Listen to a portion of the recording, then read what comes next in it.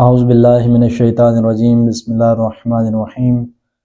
الحمدللہ رب العالمین والصلاة والسلام علی اشرف الانبیاء والمرسلین وعلی آلہ الطیبین الطاہرین المعصومین۔ مومنین کرام،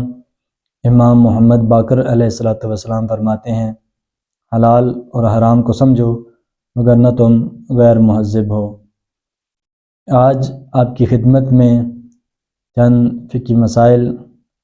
وہ چیزیں جو روزے کو باطل کر دیتی ہیں، ان کی تعداد تقریباً 8 ہے۔ یہ آیت اللہ العظمیٰ سید علی السیستانی کی توضیح المسائل سے پیش کرنے کی سعادت حاصل کرنا چاہتا ہوں۔ 8 چیزیں جو روزے کو باطل کر دیتی ہیں، ان میں سے پہلی چیز کھانا پینا ہے۔ اگر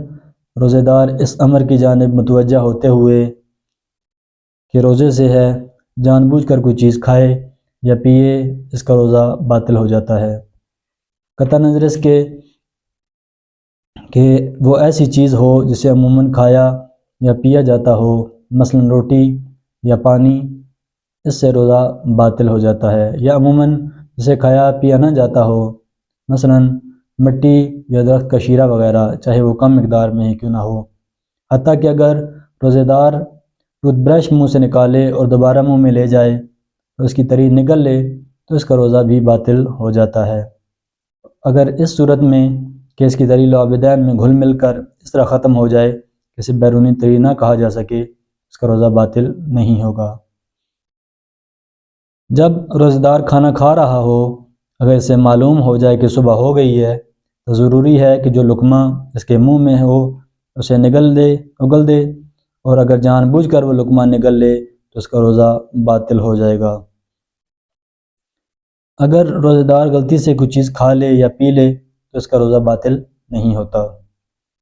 انجیکشن اور ڈرپ سے روزہ باطل نہیں ہوتا، چاہے انجیکشن تقویت پہنچانے والا ہو اور ڈرپ گلوکوز وغیرہ کی ہی کیوں نہ ہو۔ دمے کی بیماری میں استعمال ہونے والا اسپرے اگر دوا کو صرف پھیپھڑوں تک پہنچائے تو اس سے بھی روزہ باطل نہیں ہوتا۔ اسی طرح آنکھ اور کان میں دوا ڈالنے سے روزہ باطل نہیں ہوتا۔ جو شخص روزہ رکھنا چاہتا ہو، اس کے لیے اذان صبح سے پہلے دانتوں میں خلال کرنا ضروری نہیں، لیکن اگر اسے علم ہو کہ جو غذا دانتوں کی ریخوں میں رہ گئی ہے وہ دن کے وقت پیٹ میں چلی جائے گی تو خلال کرنا ضروری ہے۔ انسان کمزوری اور نکاہت کی وجہ سے روزہ نہیں چھوڑ سکتا، لیکن اگر کمزوری اس حد تک ہو کہ عموماً برداشت نہ ہو سکے تو پھر روزہ چھوڑنے میں کوئی حرج نہیں۔ دوسری چیز جو روزے کو باطل کرتی ہے وہ ہے جماع کرنا، یعنی مرد اپنی بیوی یا خدا نخواستہ کسی مرد یا کسی عورت دوسری کے ساتھ جماع کرے، چاہے وہ عضو تناسل سفاری جتنا ہی کیوں نہ داخل ہو، چاہے منی خارج ہو یا نہ ہو، تب بھی روزہ باطل ہو جاتا ہے۔ تیسری چیز جو روزے کو باطل کر دیتی ہے وہ ہے استمنا کرنا، یعنی مرد اپنے ساتھ یا کسی دوسرے ذریعے سے جماع کے علاوہ کوئی ایسا کام کرے جس سے منی خارج ہو جائے، اس کا روزہ باطل ہو جاتا ہے۔ اگر بے اختیاری کی حالت میں کسی کی منی خارج ہو جائے اس کا روزہ باطل نہیں ہوتا۔ اگر جس روزے دار کو احتلام ہو گیا ہو وہ پیشاب کر سکتا ہے، خواہ اسے یہ علم ہو کہ پیشاب کرنے سے باقی منی بھی نالی سے باہر آ جائے گی۔ اگر روزے دار منی نکالنے کے ارادے کے بغیر، مثال کے طور پر اپنی بیوی سے چھیڑ چھاڑ اور ہنسی مذاق کرے، ویسے تو اطمینان ہو کہ منی خارج نہیں ہوگی، تو اگر چاہے اتفاقاً منی خارج ہو جائے تو اس کا روزہ صحیح ہے۔ البتہ اگر اسے اطمینان نہ ہو تو اس صورت میں جب منی خارج ہوگی تو اس کا روزہ باطل ہو جائے گا۔ چوتھی چیز جو روزے کو باطل کر دیتی ہے وہ ہے خدا، رسول اور ائمہ معصومین علیہ السلام پر بہتان باندھنا، یعنی اگر روزے دار زبان سے یا لکھ کر یا اشارے سے یا کسی اور طرح سے کوئی جھوٹی بات اللہ تعالیٰ یا رسول اللہ صلی اللہ علیہ وسلم یا ائمہ معصومین علیہ السلام سے منسوب کرے تو اگرچہ وہ فوراً کہہ دے کہ میں نے جھوٹ کہا ہے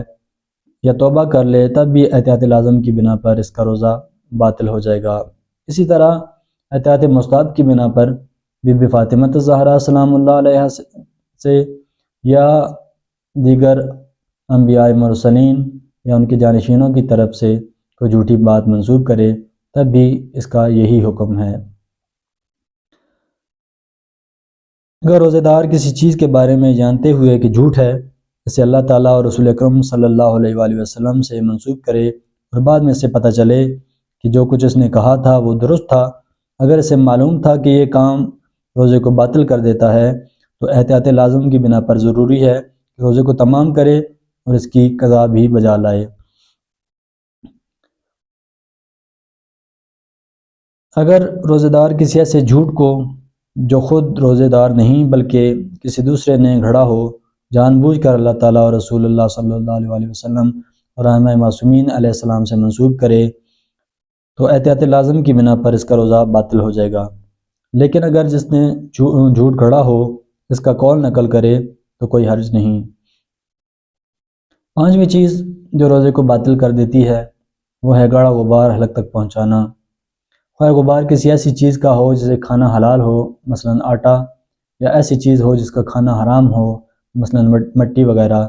اس سے بھی روزہ باطل ہو جاتا ہے۔ غیر کثیف غبار جو غبار گاڑا نہ ہو حلق تک پہنچانے سے روزہ باطل نہیں ہوتا۔ احتیاط واجب یہ ہے کہ روزہ دار سگریٹ اور تمباکو وغیرہ کا دھواں بھی حلق تک نہ پہنچائے۔ اگر انسان احتیاط نہ کرے اور غبار یا دھواں وغیرہ حلق میں چلا جائے تو اگر اسے یقین یا اطمینان تھا کہ یہ چیز حلق میں نہ پہنچیں گی تو اس کا روزہ صحیح ہے،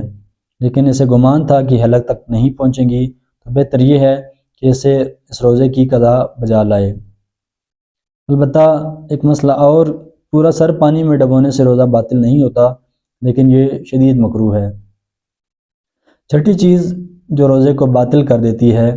وہ ہے اذان صبح تک جنابت، حیض اور نفاس کی حالت میں رہنا ہے۔ اگر جنب شخص رمضان میں جان بوجھ کر اذان صبح تک غسل نہ کرے یا جس شخص کا تیمم کا فریضہ ہو اور وہ جان بوجھ کر تیمم نہ کرے تو ضروری ہے کہ اس دن کا روزہ پورا کرے اور پھر ایک دن اور روزہ رکھے، اور چونکہ یہ طے نہیں ہے کہ دوسرا روزہ قضا ہے یا سزا، لہٰذا رمضان کا اس دن کا روزہ بھی معافی الذمہ کی نیت سے رکھے اور رمضان کے بعد بھی جس دن روزہ رکھے اس میں قضا کی نیت نہ کرے۔ اگر روزہ دار کو دن میں احتلام ہو جائے تو اس پر فوراً غسل واجب نہیں ہوتا، البتہ غسل واجب ہو جاتا ہے اور روزہ بھی باطل نہیں ہوتا۔ اگر رمضان کے روزوں میں عورت صبح کی اذان سے پہلے حیض یا نفاس سے پاک ہو جائے اور عمدن غسل نہ کرے یا اس کا فریضہ تیمم کرنا ہو اور تیمم نہ کرے تو ضروری ہے کہ اس دن کا روزہ پورا کرے اور اس کی قضا بھی کرے۔ رمضان کی قضا میں اگر جان بوجھ کر غسل یا تیمم نہ کرے تو احتیاط واجب کی بنا پر اس دن کا روزہ نہیں رکھ سکتی۔ جس شخص نے میت کو مس کیا یعنی اپنے بدن کا کوئی حصہ میت کے بدن سے مس کیا ہو وہ غسل مس میت کے بغیر روزہ رکھ سکتا ہے، اور اگر روزے کی حالت میں بھی میت کو مس کرے تو اس کا روزہ باطل نہیں ہوتا۔ ساتویں چیز جو روزے کو باطل کر دیتی ہے وہ ہے ہکنا لینا۔ سیال چیز سے ہکنا انیما اگرچہ بامر مجبوری اور علاج کی غرض سے لیا جائے روزے کو باطل کر دیتا ہے۔ آٹھویں اور آخری چیز جو روزے کو باطل کرتی ہے وہ ہے قے کرنا یعنی الٹی کرنا۔ اگر روزہ دار جان بوجھ کر قے کرے تو اگرچہ وہ بیماری وغیرہ کی وجہ سے ایسا کرنے پر مجبور ہو اس کا روزہ باطل ہو جاتا ہے، لیکن اگر سہون یا بے اختیار ہو کر قے کرے تو کوئی حرج نہیں۔ اگر روزہ دار قے روک سکتا ہو جب کسی طبی نظام کے تحت قے آ رہی ہو تو اسے روکنا ضروری نہیں ہے۔ اگر روزہ دار سہون کوئی چیز نگل لے اور اس کے پیٹ میں پہنچنے سے پہلے اسے یاد آ جائے کہ روزے سے ہے، چنانچہ اگر وہ چیز اتنی نیچے جا چکی ہو کہ اسے معدے تک جانے دینا کھانا نہ کہا جائے تو اس چیز کا نکالنا لازم نہیں اور اس کا روزہ صحیح ہے۔ اگر کسی روزہ دار کو یقین ہو کہ ڈکار لینے کی وجہ سے کوئی چیز اس کے حلق سے باہر آ جائے گی، چنانچہ اگر اسے قے کرنا کہا جا سکے تو ضروری ہے کہ جان بوجھ کر ڈکار نہ لے، لیکن اگر اسے یقین نہ ہو تو کوئی حرج نہیں۔ اگر روزہ دار ڈکار لے اور کوئی چیز اس کے حلق یا منہ میں آ جائے تو ضروری ہے کہ اسے اگل دے، اگر اسے اگلے گا نہیں، نگل لے گا تو اس کا روزہ باطل ہو جائے گا، اور اگر وہ چیز بے اختیار پیٹ میں چلی جائے تو اس کا روزہ صحیح ہے۔ مومنین کرام، فقہی مسائل مزید جاننے کے لیے آیت اللہ العظمیٰ سید علی سیستانی کی توضیح المسائل کی طرف رجوع کریں یا آپ کمنٹ کریں، انشاءاللہ آپ کو مزید جواب دے دیا جائے گا۔ والسلام علیکم ورحمۃ اللہ وبرکاتہ۔